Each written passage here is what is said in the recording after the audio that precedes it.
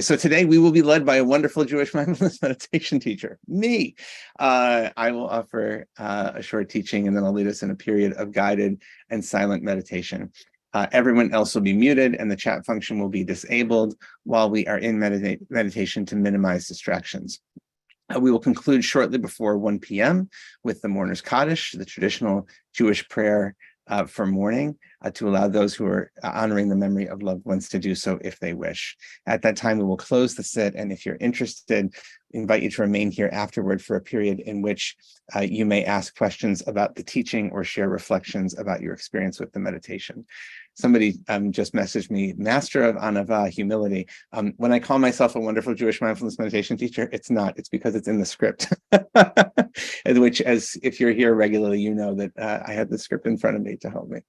Anyway, so now we'll turn it over to me, Josh. I was so glad to be here. Thank you. All right, everybody. So let's, for my benefit, as well as yours, we roll with it. Please just, if you could, let's let ourselves arrive.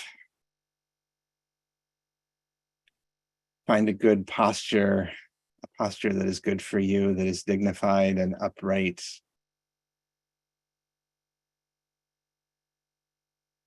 Not rigid, comfortable, and allows the air to really move from your nostrils up into your head and down into your lungs, into the chest cavity, and out again.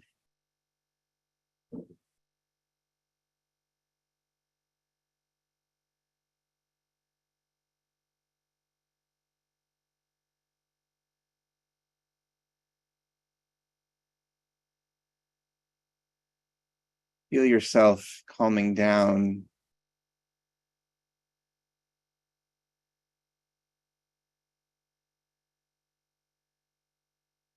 centering with each breath. Maybe bring some attention to any spots where you might be holding tension.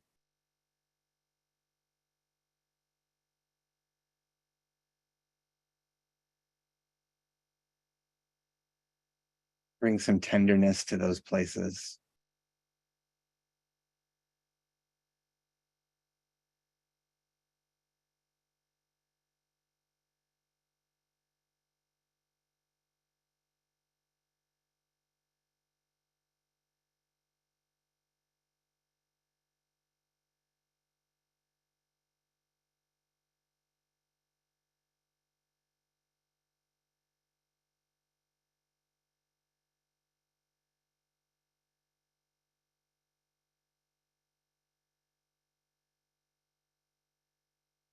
Remain with your eyes closed if you like. I'm going to offer just a short kavanah teaching, and then spend the rest of the time in silence. The Torah portion that we read this week is the parsha, the double Torah portion of Tazria Metzora. And when we think of the book of Leviticus and we make jokes about the book of Leviticus being sometimes hard to relate to, Tazria Metzora is kind of the highlight. It's a place where most rabbis find a way to make a sermon about something else that week. But in reflecting on it, Tazria Metzora is, both of these parshiot are about observing and giving language and numbers to natural phenomena that sometimes might feel scary, out of the ordinary. They deal with issues of childbirth, menstruation, ejaculation, with issues of skin lesions and strange sicknesses that happen in homes. Some of these things are totally normal, and some of them are out of the ordinary. And in all of the cases, what they all involve is some dimension of counting and naming and labeling, going through a process, through a series of stages on the road to restoring ritual purity, tahara, which in the ancient world enabled ancient Jews to re-enter the Mishkan and re-enter the sanctuary. And I think that we've had some recent experience, actually, all of us through the last 3 years with COVID, where we've become a little more reacquainted maybe with what some of these processes are like. When did you first notice symptoms? When did you test positive? How long do you have to wait?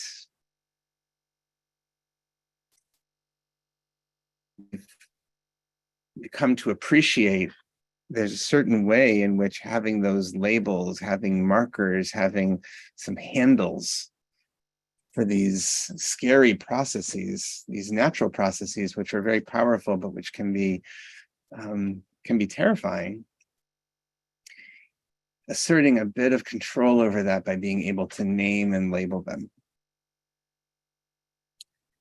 And it comes during this period. Every year we read Tazria Metzora during the period of the Omer, where each day we are naming and labeling a day through a process leading us from Passover and the liberation of Pesach to Shavuot, to the revelation at Mount Sinai, to reaccepting the Torah again. And so I'd love to invite you to join me in practicing this morning of just being conscious of labeling for a minute, of counting,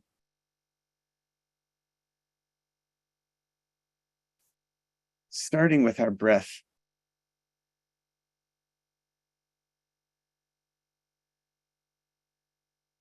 Being aware that I'm taking a breath, naming the act of inhalation mentally, and the act of exhalation.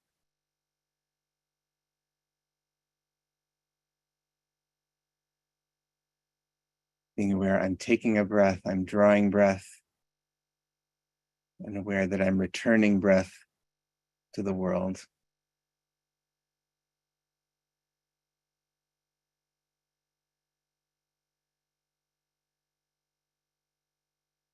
That's one breath.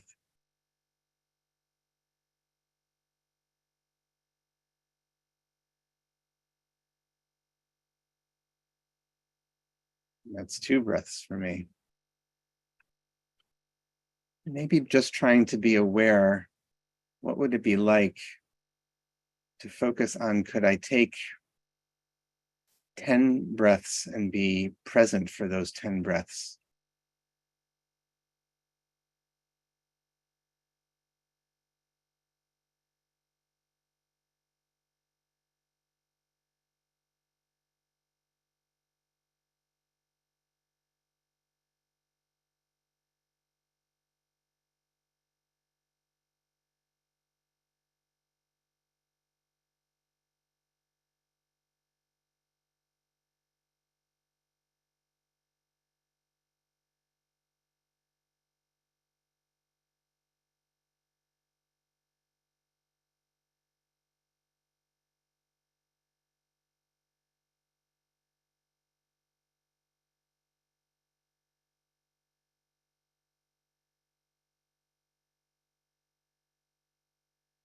Try to notice if your mind wanders at some point. Oh, I had the count up to 4, and then I lost it. And that's okay.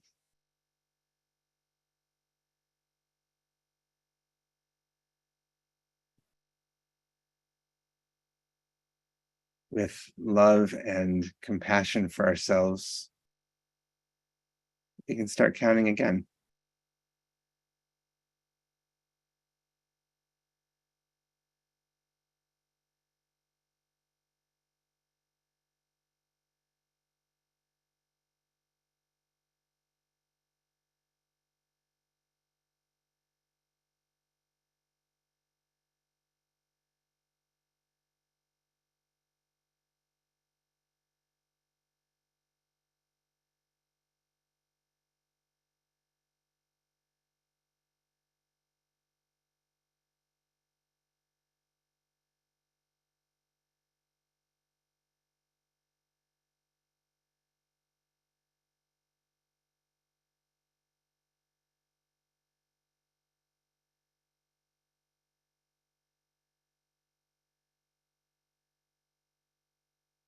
I didn't notice how it feels to label the breath.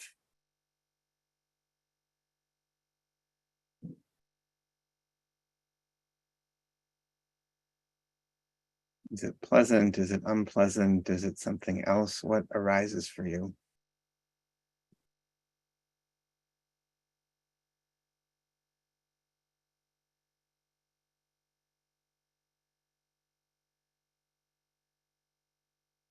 Try to notice if there might be a little competitive streak.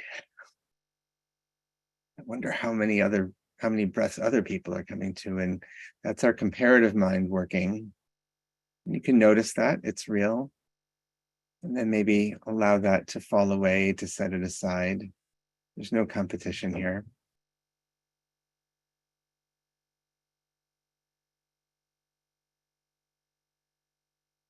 As Mary Oliver says, this isn't a competition, but a doorway into thanks and the silence in which another voice may speak.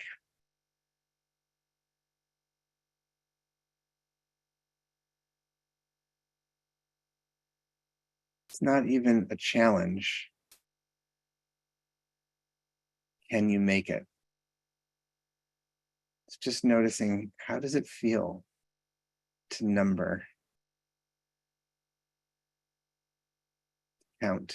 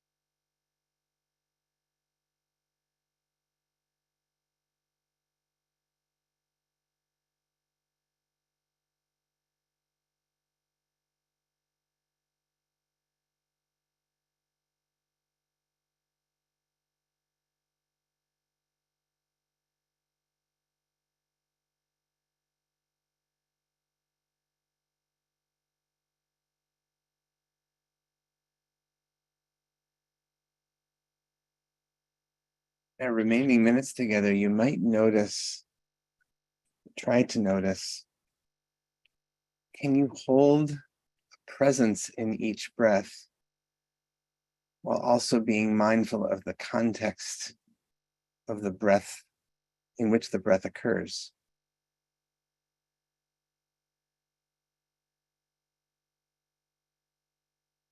and present with this breath right now, with it, which is unique and a new breath and has never existed before.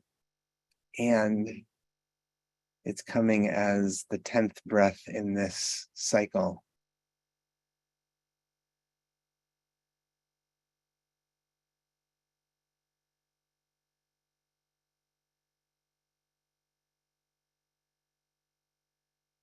The way we count the Omer, today is the 13th day of the Omer, which is 1 week and 6 days of the Omer.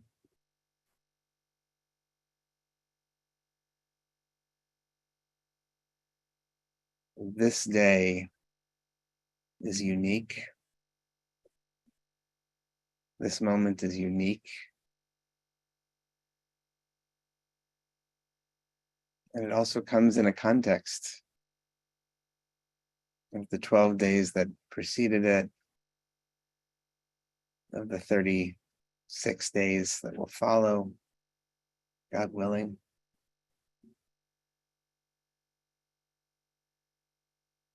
Of its place in the week.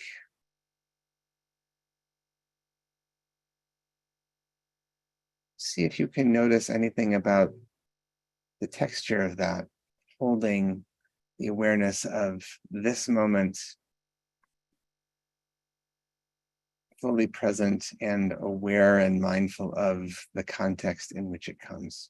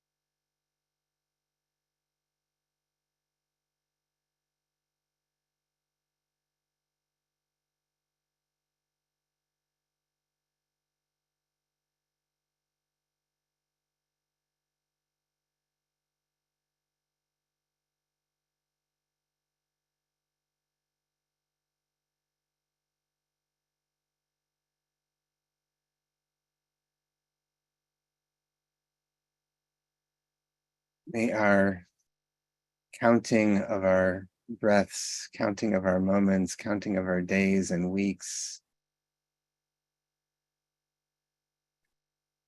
may that help us to mindfully move through this period of the Omer, to grow, to chart our growth, to be aware of our growth and development as we move from the political liberation of Pesach to the spiritual liberation and renewal of Shavuot.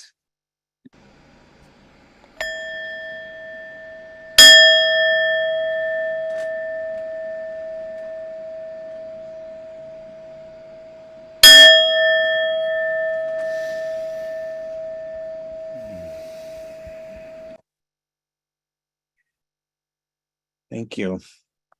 I invite you to stick around for a few minutes afterwards, and we can have a conversation. Love to hear about your experience and what questions you may have. I want to give a chance for those who are reciting Kaddish, as we always do, to do so. If you have the name of someone that you are holding in mind or heart today, we've already had one person chime in. Please, in the chat, feel welcome to add their name, and we'll put the text of Kaddish up on the screen. And I'll invite you to unmute if you're reciting Kaddish. You'll be able to unmute and join me in reciting the Mourner's Kaddish. So we'll just get that up on the screen and then we'll start. Here we go. Yistadal, Alma Divat, Hey, Tamrit Malchutei, Chayechon, Yomechon, V'chayed, Chol Beit Yisrael, Ba'agala, V'zman Kariv, V'yiru Amen. Yehei Shmei Rabba Barak, Barach, V'yishtabach, V'yitba'ar, V'yitzaman, V'yitnaseh, V'yitadar, V'yit'aleh, V'yit'alal, Shmei Yishal B'Yisrael. Ha'ela Mikol Birchata V'Shirata V'Shvachata V'Nechemata Da'amiran Da'alma V'Imru Hey Shlama Rabba Miyishmaya Chayim Aleinu Yisrael Amen. Shalom Ya'aseh Shalom Aleinu V'Al Kol Yoshvei Teivel. Amen. Okay.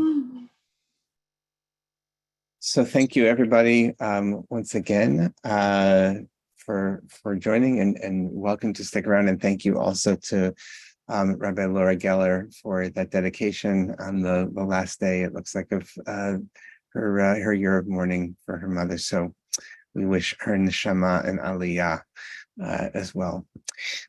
So now I interview myself. I'm not used to doing this, but I would be very curious to hear about your experience, anything that came up for you in the set, and any questions that you have. I know for me, it's a strange feeling to try to count. Yeah, I'm always trying to be conscious of not counting, right, and just to be present with each breath. But I think that the reason this was on my mind is I wrote my Friday reflection that'll go out on Friday. I wrote it this morning, so I had this. Rabbi should never leave home or go to the Zoom room without a Devar Torah in your back pocket. So that's where that came from. But there's no source sheet. Sorry, no source link, Elena. But I think that this it's a real challenge on the one hand, right? We want to be present in each moment. And on the other, there is an importance to the context, right? And there's an importance, this period that we're in particular, shows us the importance of having a broader sense of time. So Margaret, that's really interesting that it kept you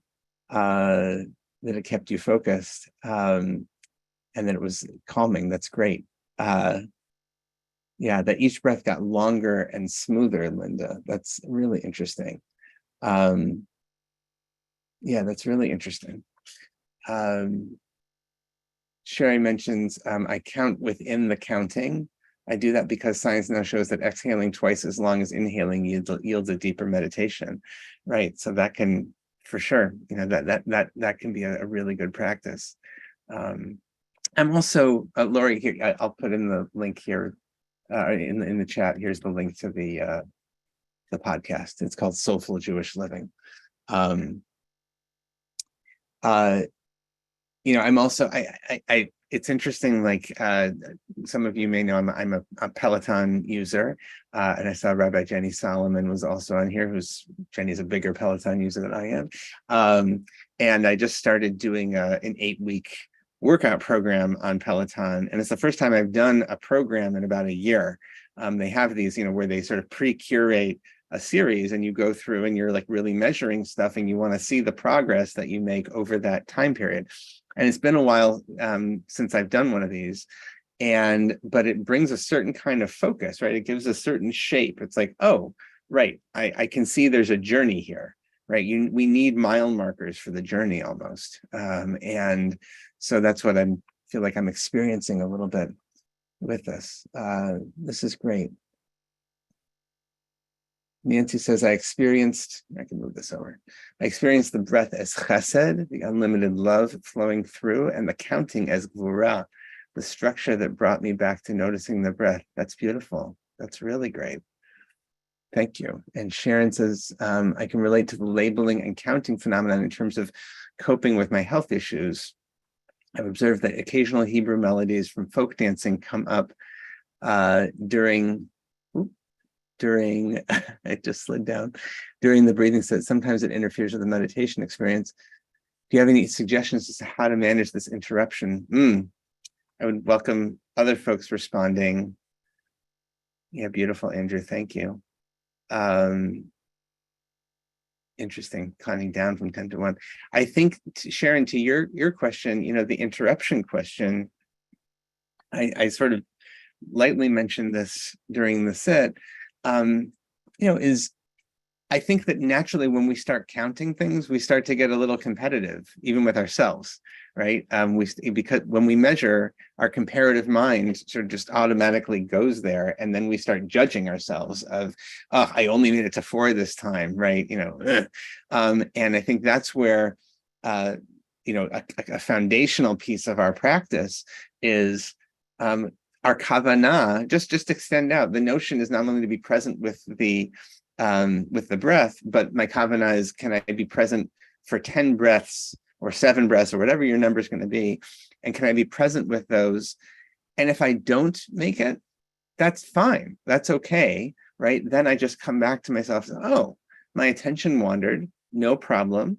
I'm going to go back to my kavanah now, and that's it. The non-judgment piece of that is what's really important. And I think we're perhaps more prone to it when we are involved in counting or measuring, because we're sort of we're more predisposed towards comparison and competition. At least I'll speak for myself. I'm more predisposed to comparison and competition when I start getting involved in numbers. So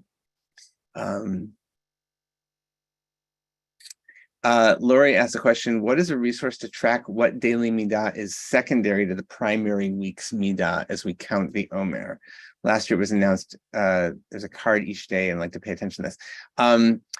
There's lots of Omer counters that are out there. In case everybody's not aware, so there are 7 weeks of the Omer, and each of those in the Kabbalistic tradition, the Jewish mystical tradition, each week is associated with one of the 7 lower sfirot, the emanations of the divine. There are 10. The upper 3 are sort of generally out of bounds.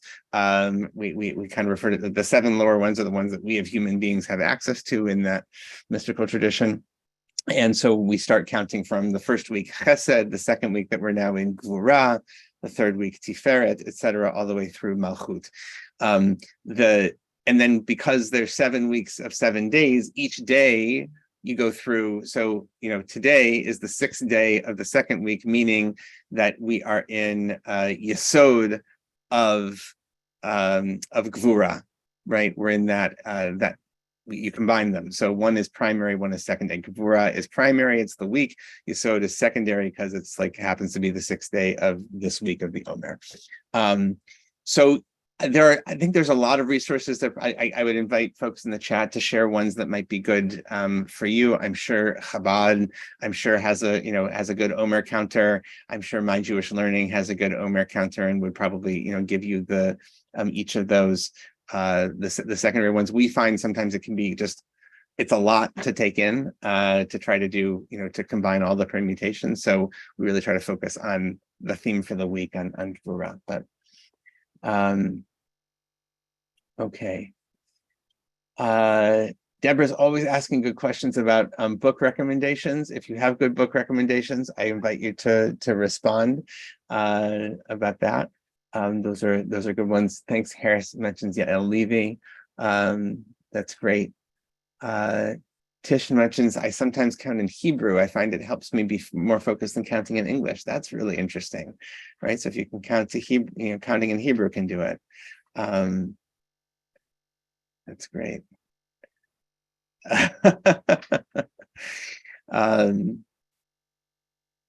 There we go. Somebody wrote to me privately, of course you're predisposed to competition when counting. You're the ED of a nonprofit, right? Yeah, so when I see things to be measured, that's part of my job is to measure them. Oh, there we go. Thanks, Andrew. Has a recommendation on breathing and quieting the mind by Dov Bir Pinson. That's great. Good suggestion. That's wonderful. Okay.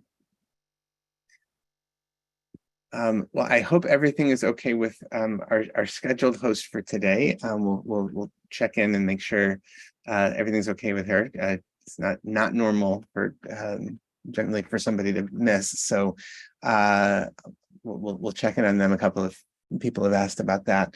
In the meantime, if you have more questions, I'm happy to take them, or more reflections.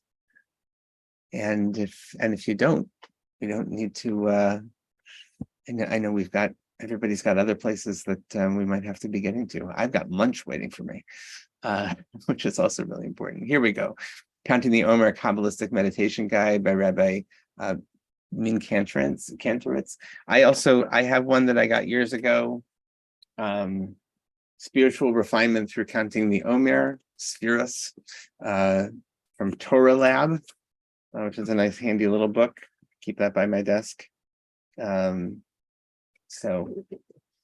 that's a good one. I can put that in here by Rabbi Yaakov Haber.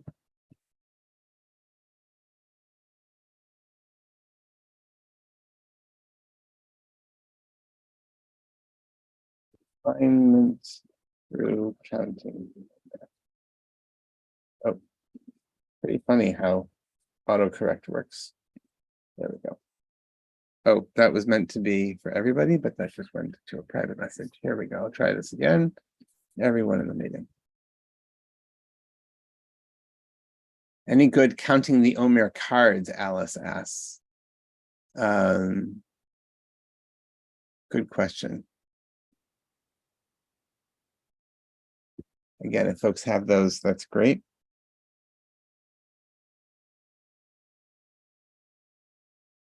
If you're part of the awareness and action class that's happening right now, we're using the artwork of Joanne Fink, not for a daily, but for a weekly piece. And Joanne's a regular on the set also, and she has beautiful work. Ritual Well, that's a great website. You should check that out. That's wonderful. Yeah, they might have some good material. Okay, Suzanne, so glad you could join us. That's great. The counting in Hebrew is really interesting. My mother, when she comes over on Friday nights, and when she goes down the stairs, she's at an age, my mother's 83, when she you have to be very careful going down the stairs, and every time she always counts the stairs in Hebrew, for some reason, right, rather than counting them in English. It's always important for her to count them in Hebrew. That's just how it comes out. So there could be something about that, if you can count in Hebrew, that's really important. Wonderful. All right, Nancy, that's great. Other ideas on the Omer with from a Kohenet, so more of an earth-based practice. Always the best wisdom in the room.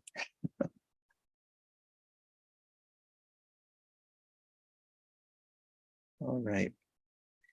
Well, everybody, thank you so much for being with us today, and we'll be back here tomorrow, same time, same channel, and we'll look forward to seeing you then, or whenever you can join us. And in the meantime, wishing you blessings for the 13th day of the Omer and beyond.